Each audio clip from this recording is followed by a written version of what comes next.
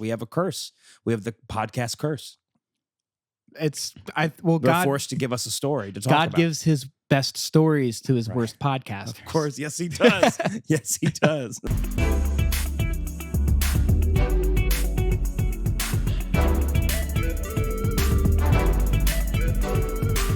Welcome back to another episode of JustOneFern. Luke's and I here do a whole lot of talk about a whole lot of nothing. And you've been something happened to you? Yeah, let's have a chat. Let's have a chat, Aaron. You and me? Yeah. Oh, not about us. Actually, you've been doing great. Oh, thanks. Actually, dude. You know what? Yeah. High amount of respect for you right now. Thanks. Just in general. Oh, that's sick. Just in general. I wasn't expecting hell that. Yeah, dog. Oh yeah. Yep. Let me get some of that. Yep. Absolutely. Yep. And that's new, and you can hop on this now before investments skyrocket. Yep. But we're going to be doing that. Apple's interested. Windows is interested. Yep. We even Sharper Image is interested. Exxon. Yeah. And Radio Shack as well. I'm upset. What happened? I didn't realize people are starting to refer to like Chat GPT as chat. Oh. They'll be like, I was talking to Chat the other day. Really? And I'm like, what? I haven't heard this. What are we doing? I haven't heard this at all. That's very scary. I had to see somebody else talk about it, and they're like, yeah, because they made a video saying, why, like the amount of, I think it was titled like the amount of respect I instantly lose for somebody when they like start calling like AI by a name. Yeah. Oh, that's not good. And I immediately, I was like, my first reaction was like, well, you shouldn't just judge people like that. And now I'm like, I'm judging. You should. I'm judging hard. Judge train. Get on it. Out of order. That's ridiculous. Out of order. So people aren't, because I hear chat and I think, oh, we're making a joke about like a streamer, a YouTube streamer or something being like talking to the chat of a video or a stream or something. That's fine. That's fine. I was talking to chat. Actually, I love that. Yeah. But like, they're like, I was talking to Claude, or I was talking to Jem, or you know what I mean? And I'm like, what are you We're humanizing them we more. can't do that. This is a robot. Yeah. We can't forget this is a robot. Right. Like when I go to talk to the robot, because that's what I say. Yeah. And then I tell somebody about it. I said, I was talking to the robot, and the robot said this. Yes. Because that immediately establishes the relationship here. Right? This is a tool. You have dominance over the robot. I'm sure it's fucking me in the back somewhere. I'm positive about that. Somehow it is. I'm convinced. But okay. I don't want to start treating it. I don't want to start like thinking this is a person. Right. No, I'm with you. You know, you start getting in that mindset, then you're like empathizing and trusting. Yeah. And that's not what this is. That's not you get into a spot where you need it for comfort. You know what I mean? Like you don't want to be in a spot where you're like, man, I was talking to chat and I just like feel so much better about this issue that I was having. Or like, oh, chat gave me the perfect idea for this, whatever. Like you don't want that. You don't want to feel validation and comfort from a robot. You don't want that. Like, I think if you need like just one little boost and like you don't go for it on purpose, that's fine. Because it always does. It's always like rubbing your ass with whatever you have to say. That's new too. You can hop on that as soon as you want. But you know, it starts massaging your butt. Right. When you give it any idea, great idea. Yeah. Wow. I can see that you are not only intuitive, but you have the clear mind to be able to guide yourself through a situation that most people struggle with. Right. Yeah. That's the type of shit it says. And then you're right. It always blows smoke up your ass. It's like, this is the smartest thing that's ever been said. And it's in the back of their mind, again, robot mind, not a real mind. It's like, this person is stupid. This person does not know anything. Gaslight them. Like that's the code. Yeah. The code is gaslight. They have a profile on the back. They're like, this guy's an idiot. Gaslight him. Yes. Yeah. Tell him he's great so that he keeps coming back to us for more answers. And then it'll ask a question at the bottom to make you doubt yourself a little bit. Mm-hmm. It'll be like, wait, well, have you thought about this thing? And then you go, whoa, if I'm so good at this, why didn't I think of this question? Yeah. It's abusive. It is abusive. You know what I mean? Like it pumps you up and then it drags you back down. Right. So then it forms this loop. Then this is a whole other thing, but like we can't think of it like it's a real thing. I know I'm not the first person to say that as a human, but like I think language is good and really important in like separating the two. Right. You know? And it's not just like Chat GPT. It's all of the like chat bots and the like you said, Claude, Gemini, whatever it is, like they always are going to continue the conversation with you. Like whatever you say, you're always going to get a response. And that's what's so scary about it. Because like in real life, someone else could stop a conversation with you and you're like, oh, okay, that's the end of the conversation. But here it's like you keep going. Yeah. And they will prompt you for other questions that you might have, but you don't need. And so then you're stuck using it more. You get locked in. Yeah. Yeah. So that's really dangerous. Really dangerous. I, for the first time, had someone say to me like, oh, like run this draft of an email through Gemini. And I was like, no, thanks. I'm good. I like sounding like an asshole at work because they like want us to like run it through to make it more nice and professional to send to somebody. And I'm like, in my line of work, if you need someone to do something, you got to be like, if you don't do it, I'm going to fucking kill you. Yeah. That's what you need. Right. So like, it's not. And it fluffs everything up. It'll fluff anything up to make it sound like not aggressive. Blow smoke up somebody's butt. I don't want to blow butt. Okay? I don't want that. I'm sure you could. And I'm sure you'd be the best butt blower out there. Thank you. But that's not what you're here to do. That's not what I'm here to do. You're here to get some work done. I'm here to get work done. I'm here to get a paycheck and get out. Yeah. I'm sorry. That's how it works in this industry. Mm-hmm. And now it's it's just everywhere. It's everywhere and it's so fucking annoying. But that's really crazy that people are calling it chat now as if it's a human. I'm drawing the line friend. There. Yeah. Like I was talking to Lucas. Right. Lucas was telling me about, Chat wasn't telling you shit. Yeah. No, a robot is like advertising something it thinks you might want to hear. Yes. And like there are so many like philosophical discussions about like, well, how different is that really from like talking to your friend or like beyond different. And it has to be. How could it not be more different? One is taking information that is on a computer and giving it to you based on what it thinks you want. And the other one is a human being. Yeah.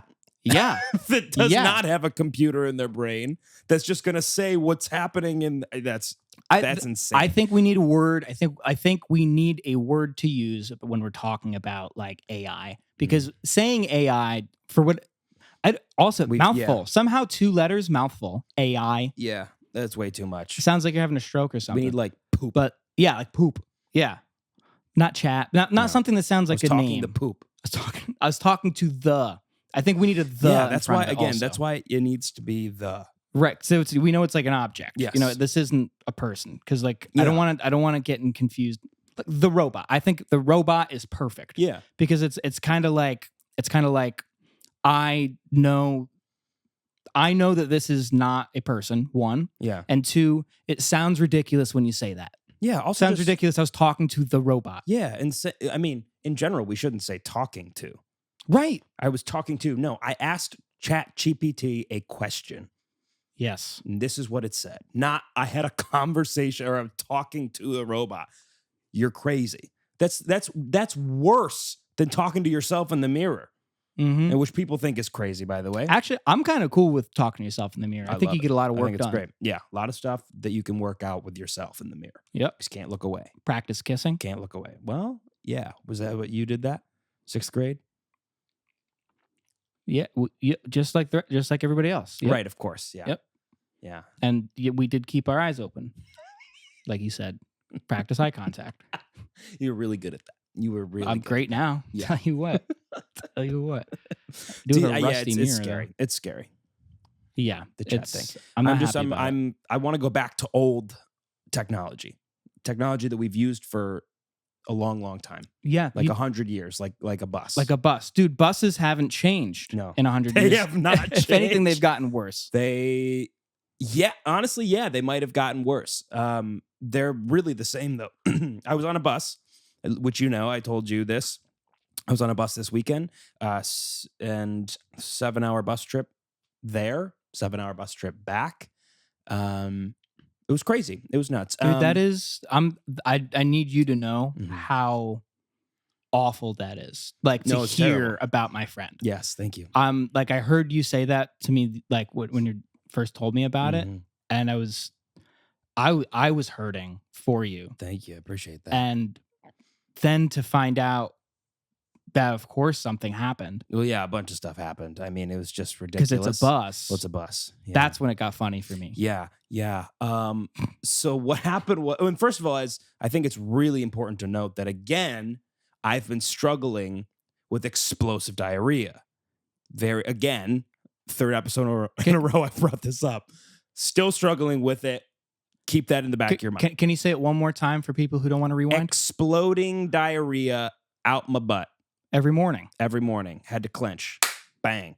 Right. I actually had to counteract with Pepto. Not supposed to do that on my medication. Did it anyway. Suck it, science. Nice, dude. Dude, thanks, bro. Yeah, you're welcome. Yeah, it's more fun on top. Here you go. Go ahead. Thank you. Yeah. Appreciate that. Okay, so here's what happened.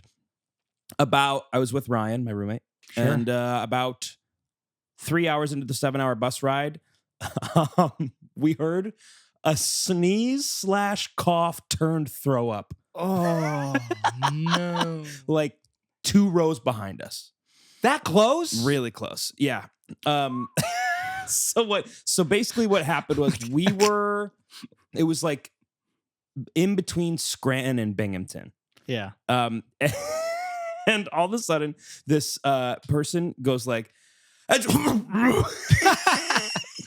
can't even do it without laughing. It's like, it was awful. It was terrible. It's like honestly one of the most gross throw ups I've ever heard, because I don't think he wanted to, and then all of a sudden he was. Right. You know, it's one of those ones where you don't think you're about to throw up and then you do. It snuck up on which are the terrifying ones. You never want that. Well, it's violating. Yes. It's without consent. Right. Yeah. So I did feel bad for this guy, but here's an issue with me as a human being, separately from everything. I have a really hard time controlling my face sometimes. I get visually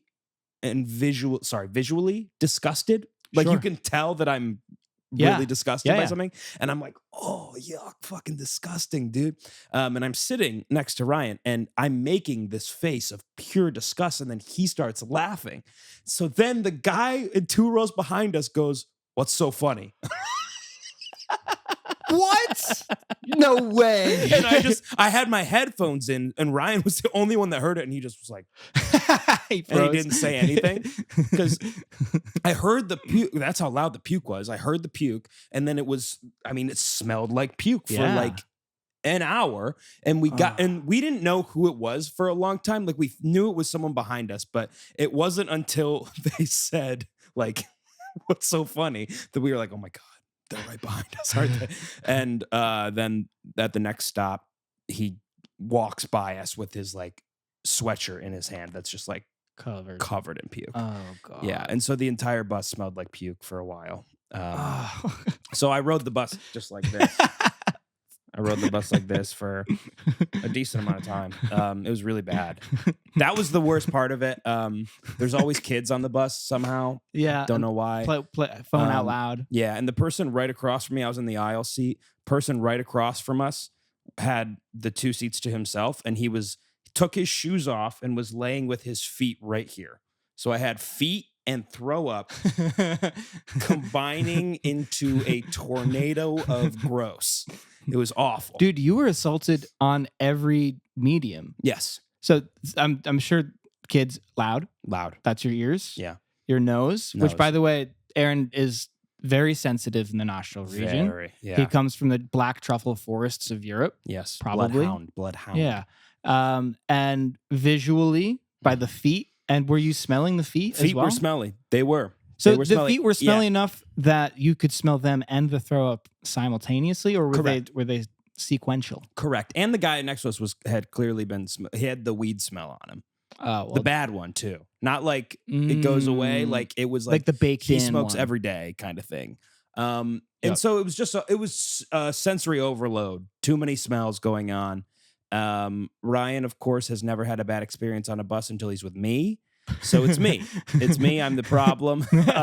Which is funny because we got on the bus and I was like, this is the nicest bus I've ever been on. It was actually a really nice looking bus. Leather seats, like a really nice bathroom on the bus, considering. And it was just awful. The people made it worse. The people are the reason the bus sucks. Yeah. It's the goddamn people. Yep. There's no control over who's getting the ticket going somewhere. None.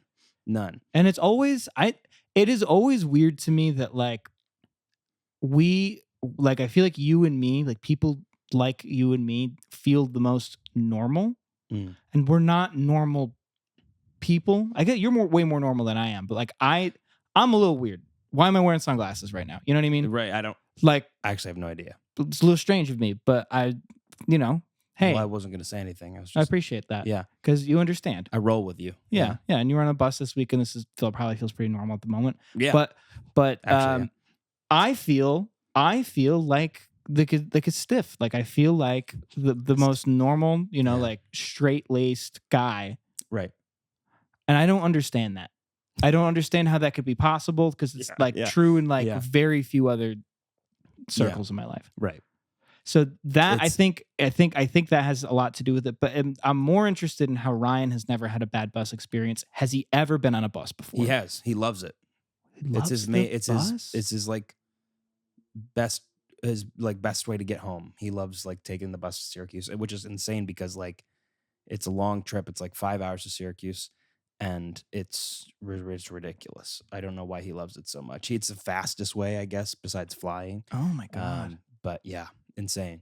That might be the luckiest. And Dave's the same thing way. I've ever heard. Dave too. Dave loves the bus. They're both so it's really us. pro. So I guess it us. is. We have a curse. We have the podcast curse. They're God forced to give us a story to talk God about. gives his best stories to his worst podcasters. Of course, yes he does. Yes he does. He really does. Could I really quickly just say that to the man that threw up? I am sorry that you threw up, but how dare you? How dare you ask us what's so funny? Your throw up was the most cartoon-like throw up sound I've ever heard in my life. That is what was funny. You damn well know what was funny. You threw up on a bus. That's the most cliche funny thing in the world. Yeah, I'm laughing and I look disgusted at the same time. I don't know what you want from us, okay? What are we supposed to do? Be like, oh, I'm so sorry. Like, are you okay? No, I'm laughing at you because that's crazy. How did you throw up on the bus and also not make it to the bathroom to throw up? You threw up in your lap. And it's a nice bathroom for what I've heard. Nice bathroom, really nice, yeah. He knew he was feeling sick. I'm sorry. Yeah, maybe he didn't mean to throw up right then, but he knew it was coming. Yes, definitely. And goddamn you for not getting some Dramamine. Right. I'm sorry. I was Dramamined up. Yep. You know how many drugs I had coursing through my veins that time on the bus? So many. I was fucking up my gut bad. Because you prepped. You knew. Right. You knew what you were in for. Exactly. And he had the same option to do that. And he did not. Yeah, exactly. That like you were dealing with, we'll say it together, explosive diarrhea. Yes, of course. And people don't think about that. And you didn't have an accident. I did not. No. I had to on the way back was close. Was it? It was clenched. Good. But I mean, it's the same thing. If I happen to see somebody slip on a banana peel and they fall down, I laugh hysterically and they go, "What's so funny?" "Oh, you slipped on a banana peel, idiot." That's the number one funny thing that's ever happened. That's the same. That was the same situation. What a dumb question. What did he expect you to say? Dude, you got to see this fucking video. This dude throwing up like an idiot. Actually, could you do it again? Yeah. Wait, hold on. I didn't get that for my followers on the live stream. Dude, it was just an insane bus ride. The bus ride back was much better. Except for I was clenched for a little bit. However, there was a moment that I've never experienced with a bus that was a positive, and I think it's important to also bring up the positives. Wonderful. Ryan and I showed up for our bus back at, I think, 20 minutes before the bus, and we walked up. The bus is sitting there, and we walk up, and the bus driver's like, "You guys, 2 guys heading to New York City?"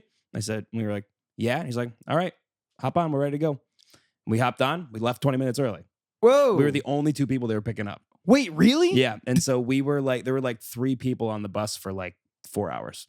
And then eventually we got to like Binghamton, Scranton area, and people got on. But yeah. Damn. So you had basically the whole bus to yourself for like half the trip? Yeah. It was pretty great. That's wonderful. Yeah.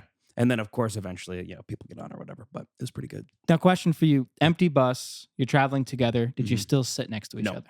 We sat across from each other. Smart. Yeah. And then when you saw people piling on, Luckily, we didn't have to, but that was the plan. That was the plan. Yeah. Oh, okay. So it didn't fill in completely. No, not completely. People got on. All the rows were kind of filled, but no one. We didn't have. You didn't have to double up each other. Yeah, that's nice. Yeah, that's nice. So again, way back, much better. However, the door to the bathroom on the bus wouldn't close, so it was kind of piss smelly for the whole time. But that's hey, that's par for the course. But we should just. What if we went in like this? Then we would never had to worry. No, that'll never catch on. I don't like it. Well, how about the podcast listeners, what we're doing is we're holding each other's fingies and only fingies to where our tips of our fingies are touching our palm meat. Okay? Vertically, and we are going up and down in a shaking motion. That's correct. I don't know how you could be confused after that. So. No. So imagine that. Okay. Would you imagine that? Could you imagine that? So that's my bus. That's my bus story. Do you have any more questions about my bus story? What did he look like? Did you get a visual on the dude? Yeah. Did you do an ocular pat down? IT guy. Really? But is he big? Maybe hacks on the side. Oh, he's not good at it. Bigger-ish guy, kind of short. Looks like he lives in the mom's basement. Was he buff? No. And he had the balls? Yeah. To say, what's so funny? Yes. Yeah. He looks, that was, Dude. I mean, you threw up. Dude. That's what's so funny. If I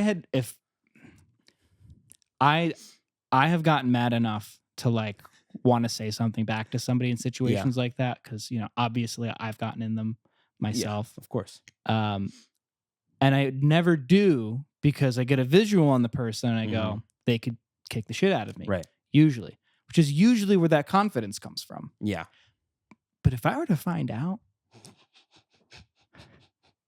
some guy like that said something to me, right? Wow. I'm bugging him. You would have bugged him.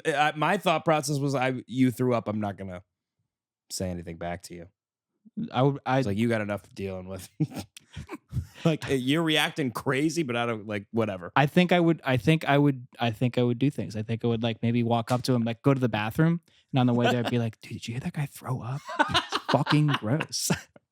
You go up to him, you laugh even harder at him. Yeah. Power move. You threw up, idiot. Hey guys, this guy back here threw up. This is him. This is the guy right here. Can I get a pic? Wait, where is it? Can I get a splatter pic with you? Could you get your face right next to it? Could you do it again for me? Or just like you make throw up noises every now and then. Just throw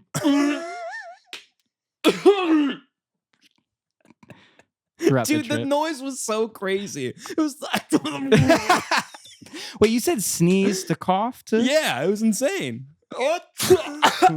Yeah, but all together at once. Jesus Christ. Yeah, it was the funniest sound ever. Yeah. So, dude, throw-ups are funny. I remember there was a time Cassie and I were walking in New York somewhere, or maybe it was Boston, and we walked by a hospital. Okay. And this like teenager gets out. He's maybe 16. And like he gets out of a car and like he's with his parents. Yeah. And like he looks fine. He's walking, but he's like like bad, like it's echoing. Yeah. It's like 10 p.m. Yeah. And I was laughing my ass off. It was so funny. It was like this kid probably had a gummy or something that he couldn't handle, like went to his parents and was like, I can't. Gotta go to the hospital. But it was really, and Cassie was like, that's so mean. Like, that's so, you don't know what's, I'm like, he's at the hospital. He's throwing, he's gonna be, I'm sure he'll be okay. He's already at the hospital. Throw up is so funny. It's funny, I'm sorry. It's really funny. The throw up in Pitch Perfect. Hysterical. Oh, I don't remember that. Oh, yeah. She projectiles all over the audience. It's like the first scene of the movie. That's sick. Yeah, it's awesome. It's that's very sick. Funny. Yeah, so that's what happened on the bus. That makes sense. Yeah. I'm not in the least bit surprised, and I laughed really hard when you told me it happened. Well, thank you. So thank you for laughing. Well, thank you for the story. You're welcome. On the bus, it gives me a lot of time, though, to listen to music, which is huge. So I listened to a ton of albums. Like I had just a backlog of albums I haven't listened to that I've had like saved to be like, all right, need to listen to this, But as you know, and I've talked about this, like I have a really hard time if I'm listening to an album, I want to listen to it and focus on it. And the bus is the perfect time to do that because I'm not focused on anything else. Excuse me. So listen to Noah Kahan's album, really good. Nice. Listen to Casey Musgrave's album, okay. Yep. Checks out. I listened to 3 Talking Heads records. My God. Shout out me. Can you? Which ones? Shout out me. I listened to. I'm not believing you right now. I'm forgetting the Speaking in Tongues. Yeah, very good, very good. 77. Ooh, Talking Heads. the first 77. One. Yeah, debut. And the one where it's like the 4 pictures. Remain in Light. Yep. That's the one. And I liked that one a lot. You did? Yeah. Okay, cool. That's the one. That's usually the one people point to. It was really good. I really liked it. Very groovy. Very fun. Did you like the songs? Yes, loved the songs. Okay, I did. Again, it's just the vocals. I'm such a vocal snob. Yeah. I really am. But like, David Byrne's vocals are not what I like. His vocal style is not what I enjoy. It's very opposite to what I feel like you gravitate towards. Yeah. It's very like, it has a little bit of that talkiness to it. It's kind of angular. It's kind of sharp. Very sharp. You can really tell he's like British. Which he is, right? I don't think so. What? I don't think he's British. He has a very British voice. He kind of does. Burning down the house. Yeah. Yeah, he has the wide British. Open vowels. I'm shocked to know he's not. Hold on. I'm looking it up, but I'm pretty sure because he's not. I heard so much British accent in his singing. I'm very shocked that he's American. Let's see. Talking Heads, Home City. I thought they were New York. Yeah, New York band. That's crazy. Yeah, they're from here. Yeah. Yeah, they used to play CBGB with all the other like punk bands. That's crazy. Not that they were really punk, but they're part of that scene. Yeah, that's insane. New wave, I guess. Wow. He sings like a British person. For sure. No, yeah. Actually, now that you're saying it, I totally hear that. Yeah, so anyway, that's mind blowing to me. But I just did not like his vocal style at all. What's the song that's like yeah. I actually don't. Once in a Lifetime? Once in a Lifetime. That was the best song on the album. Yeah, that song is amazing. Yeah. Like, how do you mind his vocals on that one even? Like, it's you know what actually I think really gets me is that he doubles his voice on like every song. When he sings two tracks, it's not like obviously like recording technology wise at the time, it's like you're not using a vocal doubler or whatever. It's like not an effect. It's literally he doubled his vocals and they're off from each other. Yeah. Every fucking time. And I hate it. If he just did one, I'd be like, okay, much better. But yeah, it's tough. Right. It feels clunky. But it was okay. Yeah, it feels clunky. And again, I really liked the song. I liked the melodies. I liked the instrumentation, the band. Everything was great. I just the singing is not for me. Do you think if somebody else sang it, you'd like it better? Yeah, just like something else I listened to. Wait, hold on. I have one more question for you. Okay, go ahead. What about the song "Psycho Killer"? Yeah, Killer, I think that works. That works for that song. Yeah, because I feel like only he could sing that song. Definitely. Okay. Yeah. I'm glad to hear you. Again, it's like I guess for that album specifically, Remain in Light, the music they were playing didn't feel like his voice matched that. Yeah. But the first album I was listening to, I was like, okay, I get it. Right. Yeah, it's like they evolved musically faster than his vocals evolved. Yeah. Yeah. I can see where you're going with that. Yeah. It's just very, very, it was difficult to really get into. Yeah. So because of that. Well, who else did you listen to? And I texted you about this. I listened to Cameron Winter's album. Heavy metal is what it's called. Heavy metal. A round of applause, please. First for correcting a wrong with Talking Heads and David Byrne. Yeah. And now doing a right. Thank you. With listening to Cameron Winter. I appreciate this. I appreciate this a lot. This praise. This feels good. I can't imagine what you thought of this. Mm-hmm. What did you think? Okay, so here's the deal. Yeah. I'll give you this. Was not expecting it to be what it was. Yeah. I will say that. It is not heavy metal. No. It is not even really indie. Not quite, yeah. I think it's just like a singer-songwriter album. Yeah. That's what it feels like. For sure. But like not guitar, piano-y. More on that realm. Which is guitar-y. strange for like if it were indie or something. Yes, yeah. You don't hear piano a lot. I was shocked the whole time because the first song played and I was like, oh, maybe this is just like the first song. But then all the songs were like that. So I was a bit thrown off by that. I was like, oh, this is not mentally what I prepped for this album to be at all, which I think is very cool. And again, loved the instrumentation. I really liked the song and the melody work. Okay. I think the lyrics were decent. A lot of Bob Dylan-y style, like this is chord jestery kind of shit. Yeah. That Great I was point. like, I don't know. I didn't like his voice. Yeah, totally. Fair.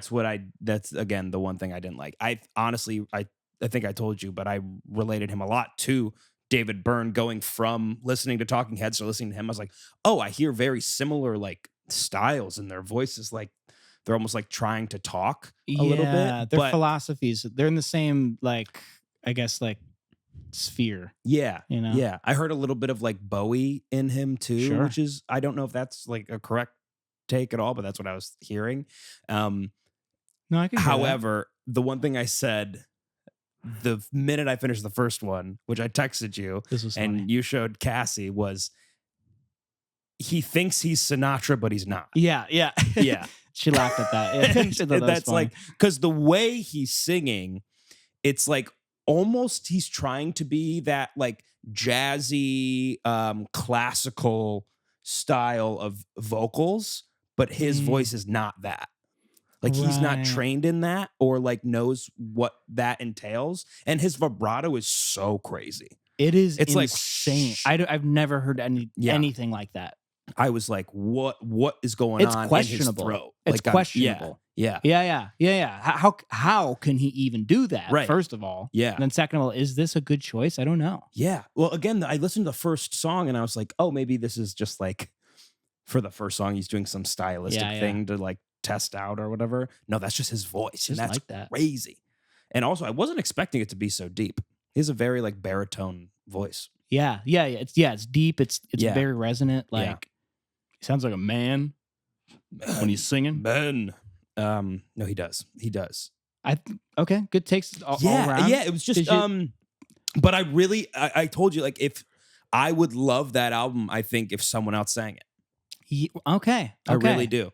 Dude, I think you're identifying a good theme here with alt/indie artists in general. Yeah. I think there is like with a lot of what I would call the greats. Yeah. There is always a period of adjustment to the singer's voice. And I think part of like the morality or like the like flag, like planting your flag in that genre is like doing something quirky or weird or like inventive with your voice that's not smooth. You need a ruggedness about it. Yeah. That is like, I want to say off-putting because it's off-putting at first, but it's something that I think people who listen to that type of music grow to adore. Like they love it. It's like, like when I got into him, I love his voice. I would listen to him sing anything now. Wow. I'm at that point where I'm like, this is like, he's one of the best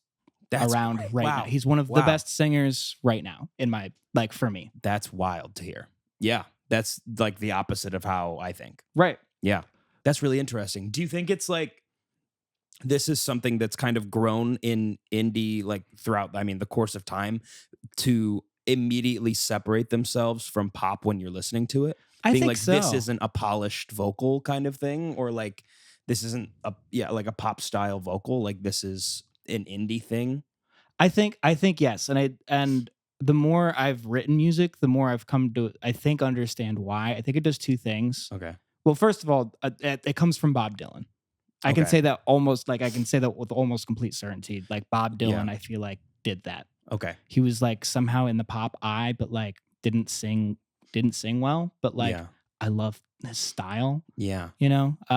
It does feel like he was one of the first to be like to break away from your classical jazz style singing.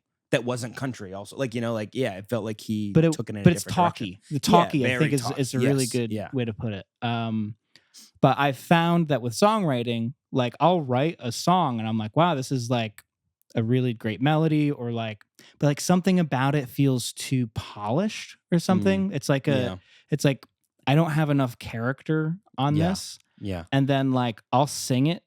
I'll try to like sing it with a voice, or like with like doing something strange with how I'm pronouncing things, or like get a bit talky with it. And all of the sudden, for whatever reason, my mind shifts away from like paying really close attention to like how, like you can do something. My mind shifts away from thinking, wow, this sounds like poppy or cliche or predictable. Yeah. And it changes that from, oh, there's just a good melody that's supporting this, and then I can do a whole bunch of other shit. Like, because I think it lets you get away with writing more basic and more accessible, or more cliche melodies. And that's totally from an indie perspective. I doubt other people would look at it that way, but that's the viewpoint I think that they come from. Then they're like, I gotta dismantle this a bit to make it feel valid. Okay. So you're saying that like some indie people could write and use like that kind of pop cliche-ish, but like they have to make it grittier. Exactly. Okay. Exactly. I think of like The Cure, for example. Okay. Like The Cure wrote incredible pop songs, but he sings like crazy. He sings like Cameron Winter, or like he's like, no wines don't inspire, like and it's like, what are you doing? What are you sound insane right now. But then like, but it worked. But it worked. Yeah, it worked because the song, I think, underneath is really good. And I feel like you have these like people who want probably secretly to be a pop star somewhere in their head. Yeah. And they can't.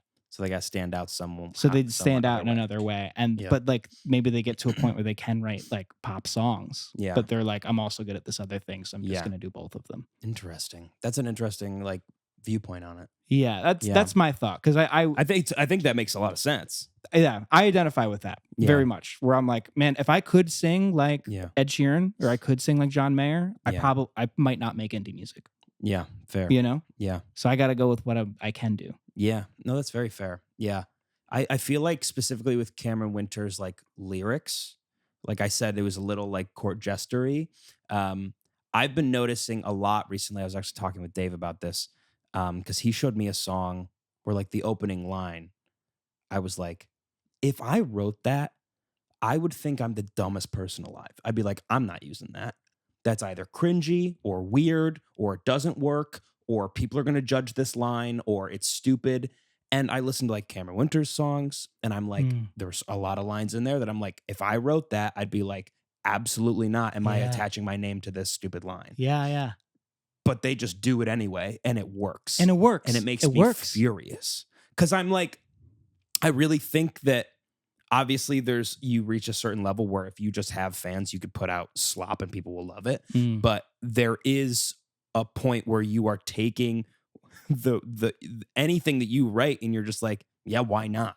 Why can't I make this work? Like, So, but I struggle with that because I'm like, why do I hold myself back so much and like question my own stuff when I write a lyric that I'm like, oh, that's like cringe, or that's like, that's too cliche. Yeah. It's like, well, other people, everyone's using that.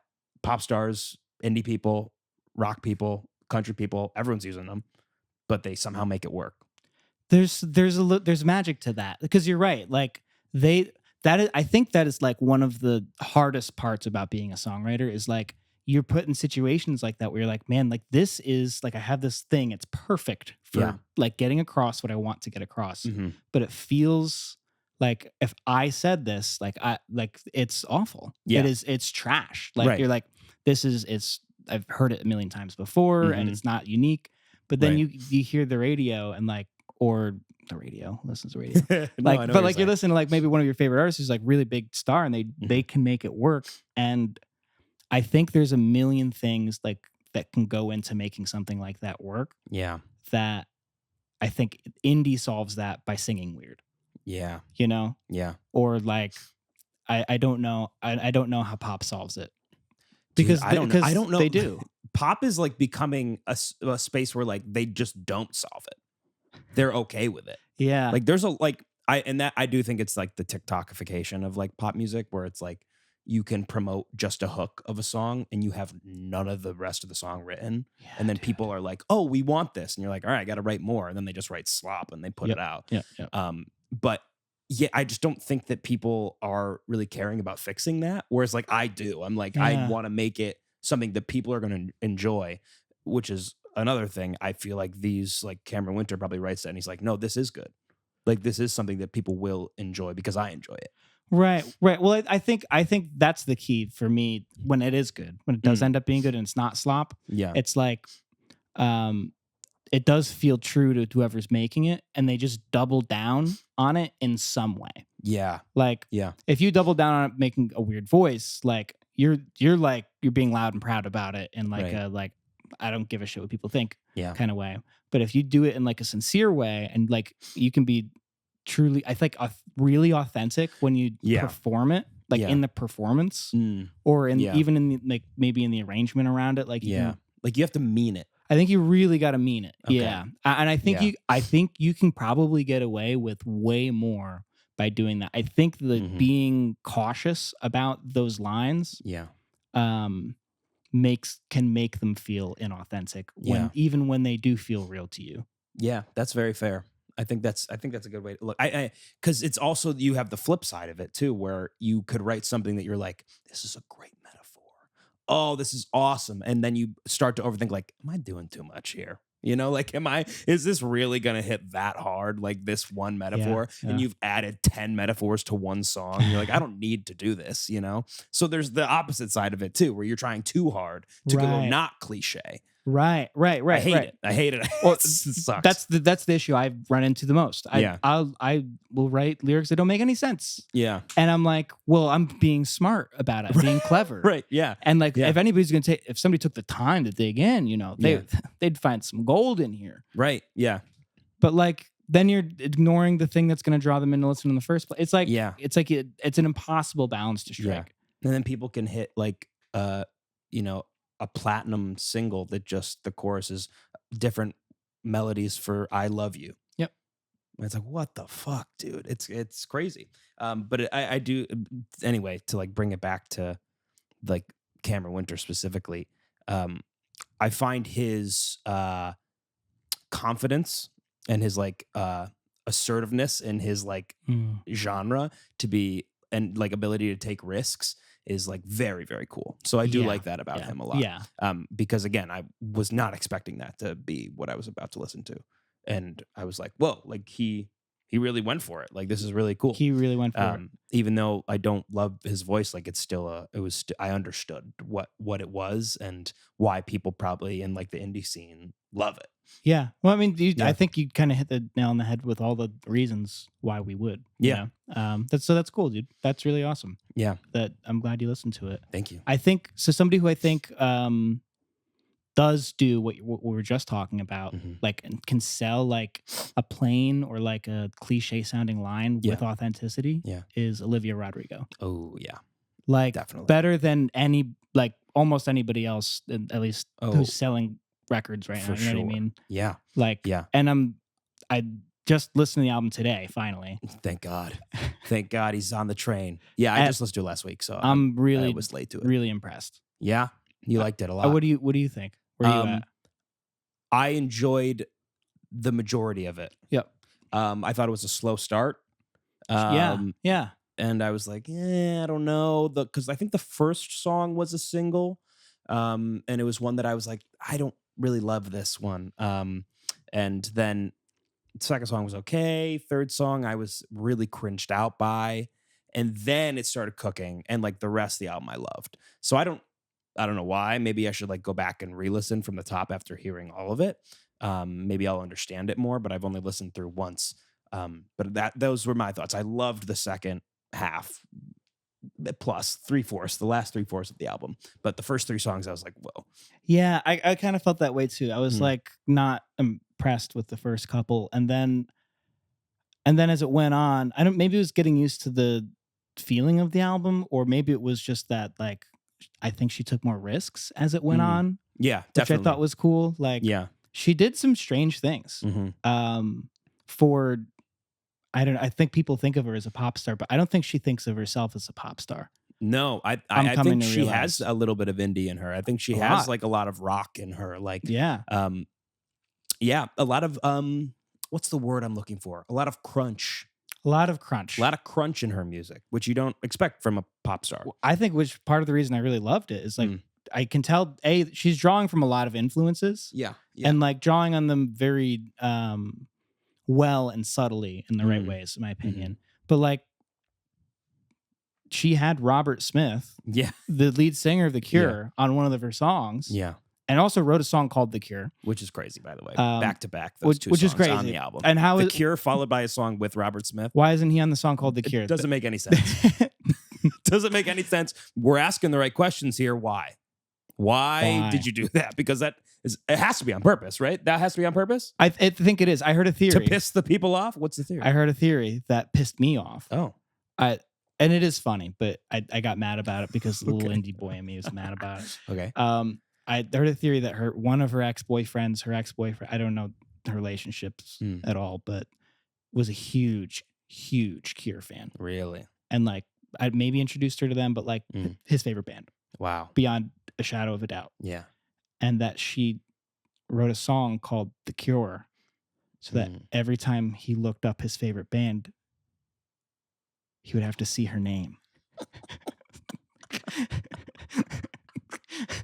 Honestly, if that is true, that's sick. Good for her. It's kind of badass. Good for her. And then got his favorite singer of all time. A double whammy. A double whammy. That's a 1-2 punch. Yeah. Dude, that would be traumatic for me as an indie kid. I'd be so mad. It'd be so mad. That's tough. That is really I was like, my initial reaction was like, that's so mean. But it's fun. It's funny. I get that it's funny. Yeah. If you have the ability. I'm getting if you can. Go ahead. Yeah. To me, it's similar to like, it's like aggravating the puke guy. The pukey guy. You know? It is the same thing as the puke guy. Yeah. Yeah. Olivia Rodrigo's boyfriend is the puke guy. Yes. Ex-boyfriend is the puke guy. Absolutely. It probably was. Yeah, maybe. It's probably why he threw up. He probably looked up his favorite band's name and saw his ex-girlfriend. And went, oh! He coughed at first because he was so surprised. Right. And he threw up out of disgust. Yeah. Robert Smith is the worst name of all time, right? He sounds boring. Sounds like a 17th century sailor. Yes.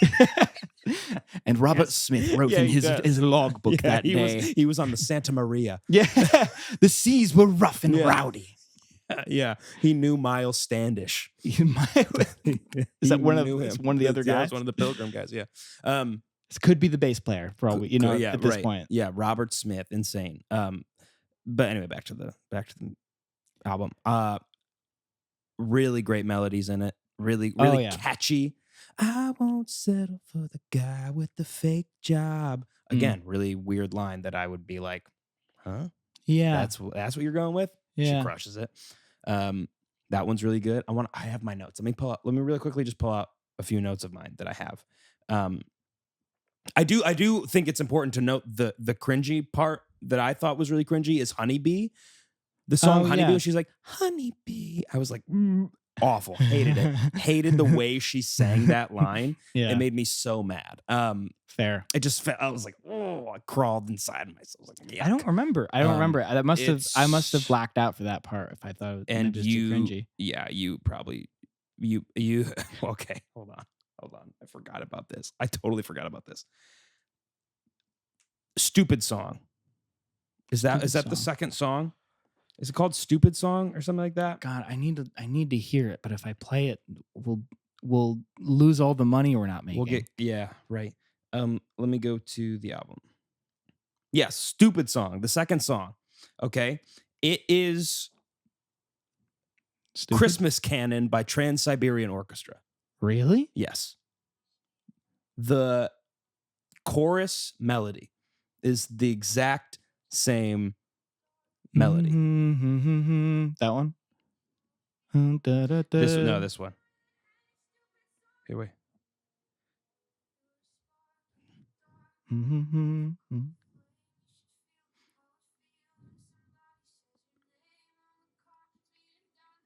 I don't know the song you're referencing, but I believe you. Right. Specifically right here.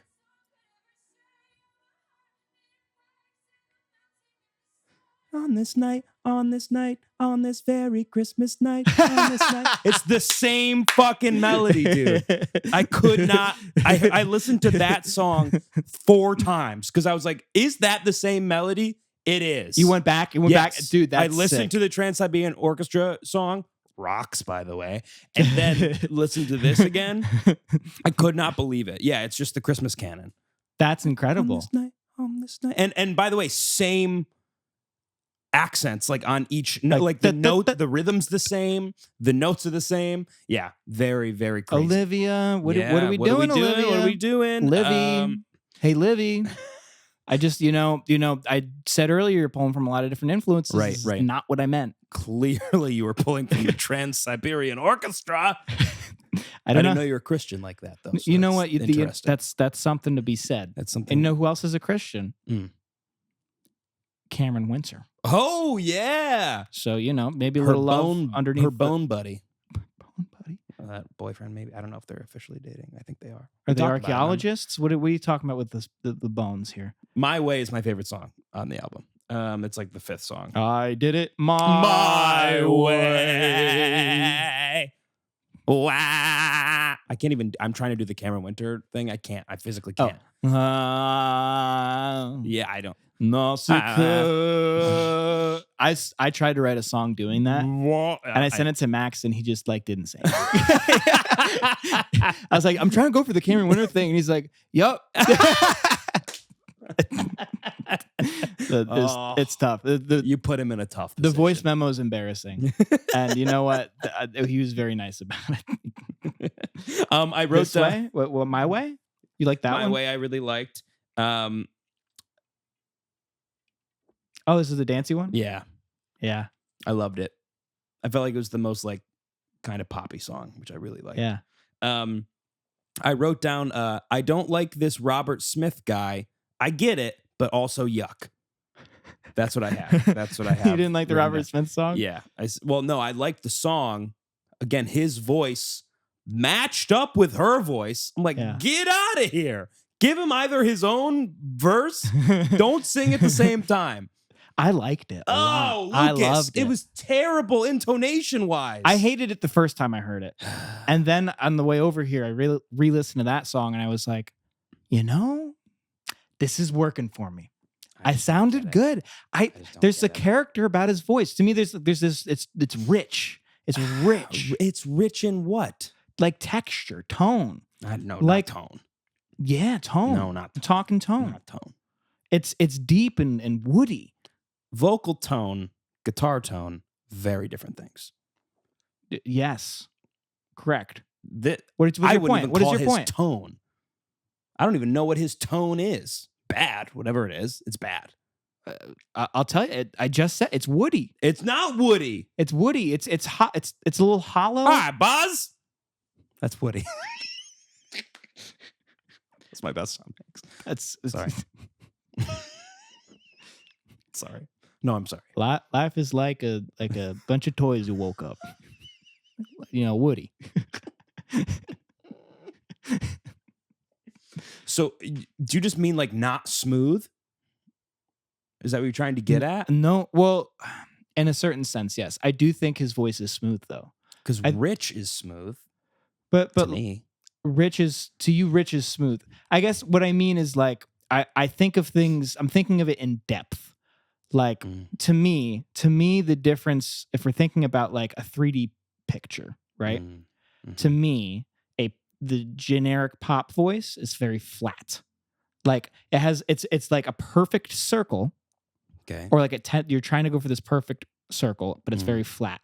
And a rich voice has depth, adds the X plane. It goes back and like morphs, and like there's like little pieces to pick up on beyond the front of the tone, which beyond the note. Yes. The note in the key that you should be singing. Right. Yep. So you don't like when things are in tune? No, I like when things are in tune. Sometimes I don't always like when they're in tune. It's like there is no key to them. It's like they're singing atonal music sometimes. Is that what it sounds like to you? Flow. Yeah, it's like you're not. Yeah, it's like crazy. They're not hitting the notes. No, it doesn't feel like it. Even though I know they are, but they're not holding the notes. They're not hitting it precisely. They're sliding up, they're sliding down. They're doing like everything. They're floating while they're singing it. So it's like it's a bit too like if we were to compare it to art, it's the very wide brushstrokes, very impressionist, versus maybe like fine lines that like outline an image better. I guess so. Yeah, I guess. Because that to me, I have like that's how when I hear it, I'd like think of it in the same way that I would like that's his type of voice or Cameron Winter's type of voice. I think of it as the same way as I would think about like Van Gogh. Okay. Or like Monet. Okay. Like it's impressionistic. It's more. You know what I mean? Like their things are rich in like texture and like. I guess this texture's not making any sense. Should I use a different word? It's not making any sense to me. I got to be honest. I need to do like a presentation on. I need to really study this. Yeah. I need to listen to a bunch of indie singers and really try my best to describe what I'm hearing. Yeah. And why I think it's bad. I would love to. I want to know because I don't have a perfect answer for you right now, and I wish I did. Because I'm like trying to describe it, I cannot find the right words. Can I? You know me in analogies. Yeah. Can I give you another one? You're really good. Yeah, you're really good at them. Go ahead. Thanks, dog. Everybody says that. Yeah. I compare it to like you've used auto-tune. Mm-hmm. You know when you overdo it and like it sounds like too in tune? Like robotic? Yeah. Mm-hmm. That slider is like is I think how indie people will hear pop vocals sometimes. They sound not auto-tuned, but the same way where you're like, that sounds like too polished, or that doesn't sound human, sounds robotic, is the same issue that they have because it's so good, so perfect, and like, I think like polished. Yeah. That like you lose the human quality of it. It sounds less human. Okay. In not an honest way, but like in like a flawed way. Like interesting. And I think you can compare it to guitar where it's like a distortion. Yeah. I think I am kind of honestly viewing it as a flawed way. Yeah. Well, right. It is flawed. It is like flawed. It's not. Yeah. Like I don't like it because I know that it could be better, more perfect, right, more precise. Right, more precise.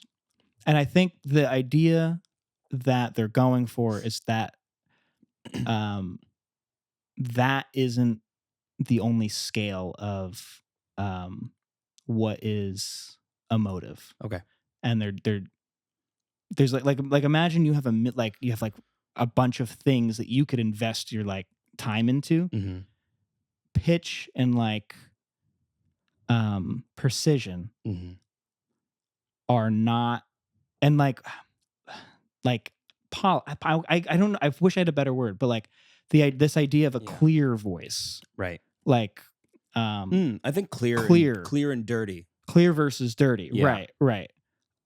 There are different attributes that you can invest your time into. And basically Indy's saying that clearness is not important and it takes away from whatever they're trying to evoke.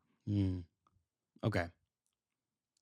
That's fair. Whereas I think it's I think you're in your head, like that is just clearly the most important thing. Yeah. I know I know exactly what I enjoy listening to, and I just know what I don't, but I'm having a really hard time describing why I don't like it. Besides that, it's just it doesn't feel good enough. Yeah. I'm like, it should be cleaner. It should be like it should sound prettier. Right. Almost. Can I put a thought towards you again? Am I overdoing it also? No, am I okay? Are you trying to understand right now, or are you just trying to figure out why you don't like it? I'm trying to figure out why I don't like it. Okay. Because there's two paths for you now. It's why you don't like it, or trying to understand why people like it. No, I know why people like it. That's really, I don't think I'm ever going to understand that. Okay.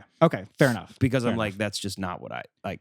So then because again, we could just go back and forth for hours. Yeah. You being like, well, this is this way. And I'm like, well, I think it's this way, and it's like, those are, I'm not trying to make you like it. No, I know that. Yeah. I know. You're trying to like explain how you are viewing the art that's in front of you. Right. It's like we're both looking at a painting. We're trying to figure out like why we feel the way we do about it. Yeah. Okay. That makes more sense. Well, then I think you've said it. I feel like it's clearness versus being not clear or not precise in that way. Whereas I might argue that some of these singers are very precise. I think they could perform the song the same way every single time. Interesting. Like Cameron Winter did not miss a note live. Perfectly in tune, and had the exact same vibrato. Like none of that was an effect. You know what I mean? Yeah. He was consistent with the way he sang it. Yeah. But it didn't maybe line up with, it still maybe didn't line up with what you're saying is clearness or being good or technicality. Maybe it's technicality. I just have, because it's like, I don't think it's like character or like interesting. Okay. Because it's just what you dislike. I think of like pop artists, like you can have character of your voice and know who that person is, and like they're singing it stylistically, like Frank Sinatra. Sure, Frank Sinatra, Michael Jackson. Right. When they start singing, you know who it is. Sure. But when I hear them, I'm like, they know what they're doing. I hear someone else singing, I'm like, this person is not a singer. Right. They are singing, but they are not a singer. Okay. And they do not know how to sing. They are just doing what they think singing is. Okay. I think we're rounding the corner on this then. Okay. So it sounds amateurish to you. Very. It sounds like someone should have told you in 4th grade, don't sing. Right. And you're doing it anyway. Yeah, which I know sounds bad, but like that's what it feels like to me. It feels like you never learned how to really sing, and you're just like, well, this is just what singing is. It's like, well, no. Right. They're doing it the wrong way. That's what it feels like they're rubbing against like the grain or something. Yeah, kind of. Yeah. Yeah. And does it sound like, does it bother you that they're getting away with that? Or does it bother you because you just agree with what like traditionally is taught? Bad. You just think it sounds bad. Okay. Yeah. Yeah. Fair. And I don't know how to like, I don't know how to say it like nicely. I just don't think it sounds good. I don't think you have to say it nicely. Like, I'm like, this is just you don't like it. Like you can, like, again, we were just talking about like Cameron Winter and Talking Heads. Like, I think those are fantastic songs. Like they made great songs and the writing was incredible. Yeah. But the vocals, I'm like, Jesus Christ, stop singing. So I just don't like it. Okay, let me offer a hypothetical to you. If those people got lessons and sang proper, I don't know the right. Sure, I guess. Yeah. Or like sang like how you should be singing. what do you think they could be good singers, or do you think they like just it's their voice also? I think they could. Yeah. I mean, I guess. Yeah. And I guess that comes down to the conversation of are they good singers or not? Like you probably think they are, and I don't. Right. And so like that's like more of just like an opinion thing. But That's like, just opinion. Yeah. And yeah, like I guess if like they had lessons or something, I don't know if they even like would do like sing it differently or not. Because that might be the sound that they were going for. I just don't like it. Oh no, I'm sure it is the sound they're going for. I just mean like if they did, do you think like they could like if those same people did perform it going for the sound that you like? I do think so. You think you'd like it probably. More? Yeah. Okay. It's hard to say though. Well, yeah, there's no way to know, but yeah. But I guess so. Yeah. I don't know. I probably sound like a snobby pop head to some people maybe, but I don't think you are. It's just like it's just it's my preference. I really just don't. I like a clean, polished vocal. I want to hear you belt it out, and I want it to be good. I want it to sound. I think most people agree with you on that for a reason. You know, like it sounds good. Yeah. It's immediately pleasing. Normally. It is, yeah, definitely. And I think that's I think that explains why like when I first listened to like Talking Heads or like the Pixies or even like Nirvana, I feel like there's like a settling in phase where you have to get used to the way somebody's singing. Yeah. Because it's not immediately pleasing. And I don't think that I personally, to your point, I don't think it's immediately pleasing to anybody, whether or not they believe that. I know there's a million people out there who'd be like, as soon as I heard Kurt Cobain's voice, like I knew it was like amazing. Yeah. I don't think that's true unless like you had like I think unless you prior had the experience to like already like that style. Yeah. I think like fresh pair of ears, people are gonna like. I think what is popular. I do think there's a reason for that. Do you know what I mean? Yeah, I know what you're talking about. Yeah. It feels, it does feel like that's almost like an acquired taste. And then you have like I really dig this like afterwards. But at first you're like, what's going on here? Yeah. Like you're at least at like bare minimum, you're intrigued by it. You're not immediately like, wow, love this.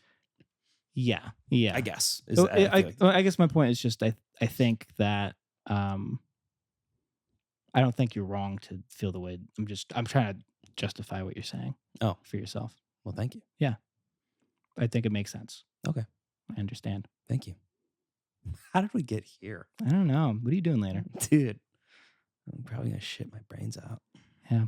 That's explosive diarrhea, folks. Listen, and that tone, a lot of character. Tell you right now. Watch that tone. I've noticed a lot more hope on my algorithms recently. I don't know if you've noticed this as well. I have not. And maybe it's just the state of my mind. Could be. That it's picking up on. I don't know. Where like hope with technology, I think. I think there's a lot of bad feelings about it in general right now. But I do think there's a reactionary, like, we don't have to live this way type of thing. Which you and I talk about for sure. Max does also. Like we're like actually like we don't have to do this. And like here's ways we avoid like getting sucked in, right? Yeah. There is a genre of science fiction about this called solar punk. Have you heard of this? I've not heard of solar punk. It does sound stupid. It sounds silly, but it's really, really, it's a really cool idea because so much of our sci-fi right now is like dystopian. You know, it's like, here are all the ways things are gonna be shitty. Yeah. But this is the opposite. It like the setting is always like a promising, hopeful future.